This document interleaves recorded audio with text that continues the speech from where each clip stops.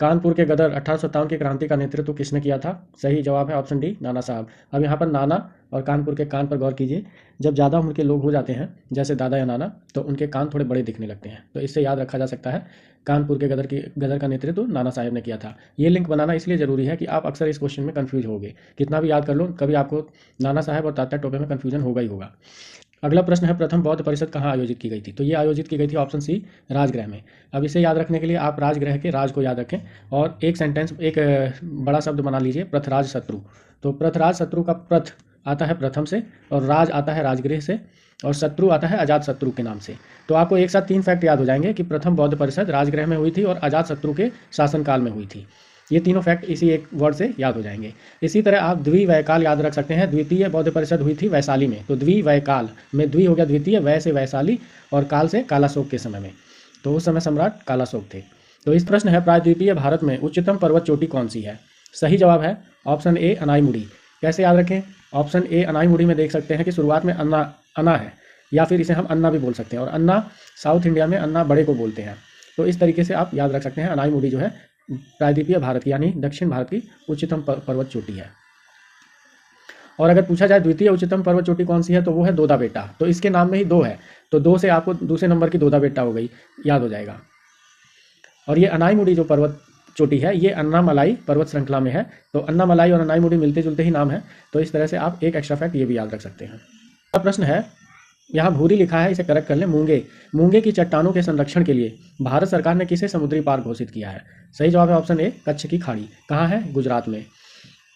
और मूंगा क्या होता है? जिसे कोरल हम बोलते हैं ना, तो वही उसी का हिंदी अनुवाद है मूंगा। कौन सा मूल अधिकार विदेशी नागरिकों को प्राप्त नहीं है? तो सही जवाब है ऑप्शन बी, अभिव्यक्ति की स्वतंत्रता, जो अनुच्छेद 19(1) ए या फिर 19(1) क में वर्णित है। मुख्य आयरन और स्टील उद्योग किस पठार में स्थित है? सही जवाब है ऑप्शन डी, छोटा नागपुर पठार। विश्व का एकमात्र प्लावी यानी तैरता हुआ राष्ट्रीय पार्क कहाँ है? तो ये है ऑप्शन ए, मणिपुर में। इस तैरते हुए पार्क को केइबुल लामजाओ बोलते हैं, और ये लोकटक झील में स्थित है। मणिपुर के लोकटक झील में स्थित है केइबुल लामजाओ पार्क, जो कि तैरता हुआ पार्क है। भारत की निम्न नदियों में से कौन सी डेल्टा नहीं बनाती? गंगा, गोदावरी, महानदी, ताप्ती। तो सही जवाब है ऑप्शन डी, ताप्ती। ताप्ती और नर्मदा, ये 2 नदियां जो है, ये डेल्टा न बनाकर ज्वार नदमुख यानी कि एस्चुअरी बनाती हैं, और ये पश्चिम की ओर बहती हैं और अरब सागर में गिरती हैं। तो भारत की पश्चिम साइड में यानी अरब सागर में जितनी नदियां गिरती हैं, वो डेल्टा न बना के एस्चुअरी या ज्वार नदमुख बनाती हैं। ऐसा क्यों है? क्योंकि वहाँ पर ढाल जो है बहुत तीव्र है, तो वहाँ पर इनकी बहुत तेज़ी से ये समुद्र में गिरती हैं, और जिसके कारण डेल्टा नहीं बना पाती। जबकि बंगाल की खाड़ी में जो गिरने वाली नदियाँ हैं, उस तरफ ढाल कम है, तो वो समुद्र के पास धीरे धीरे बहती हैं, तो इसलिए अपने साथ जितना गाद लाती हैं वो वहीं पर इकट्ठा कर देती हैं, और वो डेल्टा का निर्माण करती हैं। अगला प्रश्न है, भारत के किस राज्य के पास सबसे लंबा समुद्री तट है? तो सही जवाब है ऑप्शन बी, गुजरात। गुजरात के पास सबसे लंबा समुद्री तट है, लगभग 1214 किलोमीटर है। भारतीय मानक समय किस रेखांश पर अपनाया जाता है? तो भारत की जो मानक समय रेखा है, ये गुजरती है ऑप्शन बी, 82.5 डिग्री पूर्वी देशांतर से। तो 82.5 डिग्री पूर्वी देशांतर रेखा जो है, ये इसे भारत की मानक समय रेखा निर्धारित किया गया है, और ये इलाहाबाद के नैनी से गुजरती है। कहीं कहीं आपको नैनी की जगह मिर्जापुर भी लिखा मिलेगा। गीता रहस्य नामक ग्रंथ किसके द्वारा लिखा गया है? सही जवाब है ऑप्शन बी, बाल गंगाधर तिलक, और ये इन्होंने मांडले जेल में रहकर लिखा था। और मांडले जेल कहाँ है? बर्मा में।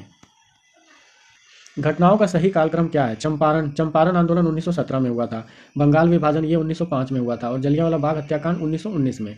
तो सबसे पहले हुआ था बंगाल विभाजन, तो यहाँ पर 2 नंबर पहले आएगा। फिर हुआ था चंपारण सत्याग्रह, तो 2 के बाद आएगा 1, और फिर आएगा 3। तो इस हिसाब से ऑप्शन सी जो है हमारा करेक्ट आंसर है। भारत में प्रांतीय स्वायत्तता शुरू की गई थी 1909, 1919, 1935, 1947। कौन सा जवाब सही है? तो ऑप्शन सी सही है, 1935। यानी प्रांतों में, जो प्रांत मतलब राज्य, तो राज्यों में पहले द्वैत शासन हुआ करता था अंग्रेजों के शासनकाल में, तो उसको 1935 में बदलकर प्रांतीय स्वायत्तता दे दी गई। उनको अपना शासन स्वयं चलाने की पूरी छूट दे दी गई। संयुक्त राष्ट्र संघ यूएन की स्थापना कब हुई थी? ये हुई थी 24 अक्टूबर 1945 में। ऑप्शन बी सही जवाब है। इसे याद करने के लिए आप इतना ध्यान रखें कि ये द्वितीय विश्व युद्ध की समाप्ति के बाद इसका गठन हुआ था। उत्तर प्रदेश में कौन सी जनजाति दीपावली को शोक के रूप में मनाती है? सही जवाब ऑप्शन बी, थारू जनजाति। ये किरात जनजाति से संबंधित है, किरात वंश से संबंधित है, और इनका मुख्य काम शिकार करना होता था प्राचीन काल में। और ये पाई जाती है उत्तराखंड के नैनीताल से लेकर उत्तर प्रदेश के गोरखपुर के तराई इलाके में। भारत में फ्रांसीसी कंपनी का संस्थापक किसे माना जाता है? Option C, Colbert. 1664 में इन्हीं के रिकमेंडेशन से फ्रांसीसी कंपनी की स्थापना की गई। भारत में सबसे पहले कौन आए? सही जवाब है ऑप्शन ए पुर्तगाली। सबसे पहले आए और ये सबसे बाद में गए। 1498 में वास्को डिगामा भारत में आया था और फिर 1964 में गोवा को ये लोग छोड़कर चले गए, जब भारत की सेना ने चारों तरफ से गोवा को घेर लिया। तो सबसे बाद में गए और सबसे पहले आए। मुगल साम्राज्य की नींव किस लड़ाई के बाद पड़ी? तो पानीपत के प्रथम युद्ध के बाद, यानी ऑप्शन डी, जो कि 1526 में हुआ। उत्तर प्रदेश में प्रमुख रेल इंजन संयंत्र कहाँ है? तो ये है ऑप्शन ए, मुगलसराय क्षेत्र में, जिसके अंतर्गत बनारस में मड़ुआडीह नाम की जगह पर यह रेल इंजन संयंत्र लगाया गया है। बाजार विनियमन प्रणाली किसने शुरू की? सही जवाब है ऑप्शन सी, अलाउद्दीन खिलजी ने। इसको बाजार नियंत्रण प्रणाली भी कहते हैं। इसके अनुसार अलाउद्दीन खिलजी ने बाजार में बिकने वाली हर एक चीज़ का मूल्य निर्धारित किया था और उससे कोई भी कम या ज़्यादा रेट नहीं लगा सकता था। किस चोल शासक ने गंगईकोंडा चोलापुरम का निर्माण किया था? तो इसका सही जवाब है ऑप्शन ए, राजेंद्र चोल ने। तो राजेंद्र चोल ने गंगईकोंडा चोलापुरम की उपाधि भी धारण की थी। इसका मतलब शाब्दिक अर्थ है कि गंगा से जल को लाने वाला। और ये इसको उपाधि तब दी गई थी जब इसने गंगा के मैदान तक अपना साम्राज्य फैला लिया था। शक संवत कब शुरू हुआ? सही जवाब है ऑप्शन बी, 78 ईस्वी में। कनिष्क का जब राज्यारोहण हुआ था या उसने शासन की शुरुआत की थी 78 ईस्वी में, तब शक संवत की उसने शुरुआत की थी। भारत का जो कैलेंडर है वो इसी संवत पर आधारित है, शक संवत। उत्तर प्रदेश का शास्त्रीय नृत्य है? सही जवाब ऑप्शन सी, कत्थक। अब कत्थक पूछा जाता है कहाँ का शास्त्रीय नृत्य है, तो कहीं कहीं आपको उत्तर प्रदेश की जगह उत्तर भारत भी मिलेगा, तो दोनों ही ऑप्शन सही हैं। और इससे मिलता जुलता नाम है कथकली। तो कथकली में ल आ रहा है, तो केरल में भी ल आ रहा है, तो इसलिए कथकली को केरल से जोड़ लेंगे तो आपको कभी भी कंफ्यूजन नहीं होगा।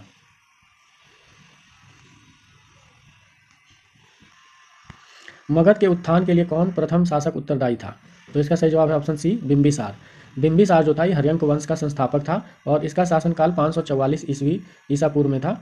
और अक्सर कन्फ्यूजन हो जाता है बिंबिसार और बिंदुसार के बीच में, तो ये ध्यान रखें कि ये मौर्य काल के मौर्य वंशावली में बिंदुसार हुआ था, जबकि बिंबिसार जो है हर्यंक वंश में हुआ था। और हर्यंक वंश पहले आया था और मौर्य वंश काफ़ी बाद में आया था। कौन सी सभ्यता अपने नगर नियोजन के लिए प्रसिद्ध है? तो ये सिंधु घाटी सभ्यता है, अपने नगर नियोजन के लिए प्रसिद्ध है। विश्व की सबसे लंबी नदी कौन सी है? ऑप्शन बी, नील नदी। और अगर पूछा जाए सबसे बड़ी नदी कौन सी है, तो वो है अमेजन, जो कि ब्राज़ील में है, दक्षिण अमेरिका में। माउंट एवरेस्ट पर चढ़ने वाली प्रथम महिला कौन थी? सही जवाब है ऑप्शन बी, जुंको तबई। ये जापान की थी। और अगर पूछा जाए भारत की, तो वो है बछेंद्री पाल।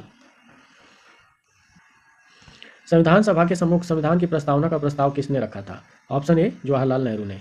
13 दिसंबर 1946 को। देखिए 9 दिसंबर को संविधान सभा की पहली बैठक हुई, उसमें अस्थायी अध्यक्ष थे डॉक्टर सच्चिदानंद सिन्हा।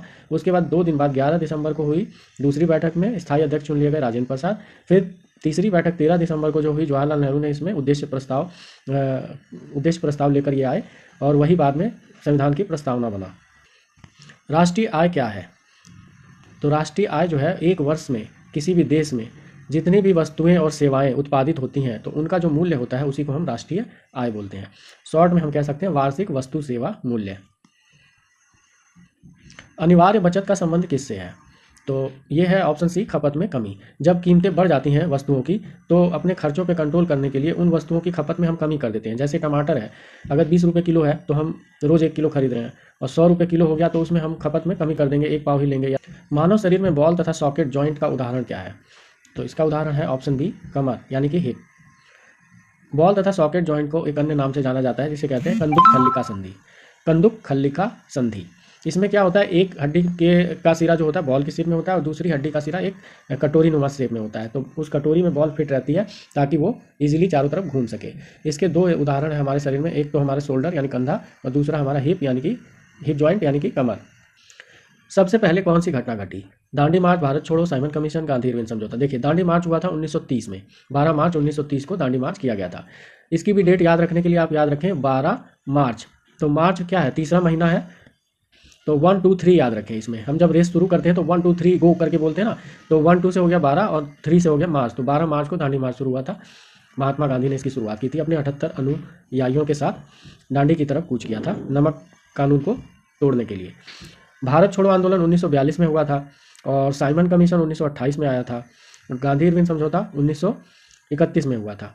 तो अब इसमें सबसे पहली घटना हो जाएगी साइमन कमीशन, जो कि 1928 में आया था। आहार नाल कहाँ से कहाँ तक विस्तारित है?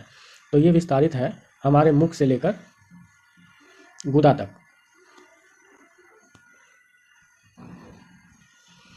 पीतल में क्या होता है? अब इसको याद रखने के लिए आप पिताजी शब्द याद रखें। पी से पीतल, तांबा और जी से जिंक। तो इसका सही जवाब ऑप्शन ए तांबा और जिंक। तुल्यांकी भार और संयोजकता का गुणनफल क्या है? तो इसका सही जवाब ऑप्शन सी परमाणु भार। उच्च वोल्टेज के लिए कौन सा इंसुलेटर प्रयोग होता है? सही जवाब है ऑप्शन ए निलंबन टाइप का, जिसको इंग्लिश में बोलते हैं सस्पेंशन टाइप। गुरुत्वाकर्षण बल सबसे अधिक कहाँ होता है? तो ये होता है ऑप्शन डी ध्रुवों पर, क्योंकि ध्रुवों पर पृथ्वी थोड़ी चपटी होती है तो वहाँ पर गुरुत्वाकर्षण बल ज़्यादा होता है। चमगादड़ अंधेरे में उड़ सकते हैं क्योंकि वो पराश्रव्य ध्वनि निकालते हैं जो टकराकर वस्तुओं से इनके पास वापस आती हैं और उससे उनको एग्जैक्ट लोकेशन वस्तुओं की पता लग जाती है। तो सही जवाब है ऑप्शन डी पराश्रव्य ध्वनि। ताप बजट की सही व्याख्या क्या है? तो इसकी सही व्याख्या है ऑप्शन सी विकिरण संतुलन। सूर्य कृष्णिका विकिरण में तापमान बढ़ने पर तरंग दैर्घ्य बढ़ती है, घटती है, समान रहती है, अनियमित? तो सही जवाब है ऑप्शन बी घटती है। जैसे जैसे तापमान बढ़ेगा वैसे वैसे तरंग दैर्घ्य घट जाएगी। दिल्ली सल्तनत की प्रथम महिला शासिका कौन थी? रजिया सुल्तान, इल्तुतमिश की बेटी। इसका शासनकाल 1236 से 1240 तक था। भारत में वन्य जीव संरक्षण अधिनियम कब लागू हुआ था? सही जवाब ऑप्शन बी 1972 में। प्रकाश विद्युत प्रभाव फोटो इलेक्ट्रिक इफेक्ट की व्याख्या के लिए किसे नोबेल पुरस्कार मिला था? ऑप्शन बी अल्बर्ट आइंस्टाइन को। निम्नलिखित में से वह ग्रंथि कौन सी है जो शरीर का ताप स्थायी रखती है? सही जवाब है ऑप्शन डी हाइपोथैलेमस। अब इसमें थैलेमस में थर्मस शब्द मिलता जुलता है, और थर्मस क्या करता है? गर्म को गर्म रखता है, ठंडे को ठंडा, यानी तापमान स्थिर रखता है। तो इसी से याद रख सकते हैं, ताप स्थायी रखता है हाइपोथैलेमस। न्यूटन के किस गति के नियम को जड़त्व का नियम लॉ ऑफ इनर्शिया कहा जाता है? प्रथम नियम को, ऑप्शन ए। लौह अयस्क है बॉक्साइट, मैग्नेटाइट, लिमोनाइट, चाल्कोसाइट? तो सही जवाब ऑप्शन बी मैग्नेटाइट। याद रखना काफ़ी आसान है। जो लोहा होता है ना, वो चुंबक से यानी कि मैग्नेट से आकर्षित होता है, तो मैग्नेटाइट इसमें नाम में मैग्नेट ही है, तो इसको कनेक्ट कर लेंगे, आसानी से याद रहेगा। जबकि बॉक्साइट जो है एल्यूमिनियम का अयस्क है, और लिग्नाइट एक घटिया प्रकार का कोयला है। प्रकाश रासायनिक अभिक्रिया में क्वांटम दक्षता का मान सामान्यतः क्या होता है? सही जवाब ऑप्शन बी 1। विश्व का सबसे बड़ा उष्णकटिबंधीय वर्षा वन कौन सा है? सही जवाब ऑप्शन ए अमेजन। इसे विश्व के फेफड़े भी कहा जाता है। संविधान की किस अनुसूची में दल बदल विरोधी कानून है? तो ये है 10वीं अनुसूची में, ऑप्शन डी। याद रखना बेहद ही आसान है। 1952 में इसको लाया गया था, तो 5 और 2 इनको मल्टीप्लाई करिए, 5 2 10, तो उससे आपको आंसर मिल जाएगा 10वीं अनुसूची। बाकी आप दल बदल के द और 10वीं के द को भी कनेक्ट करके इसे याद रख सकते हैं।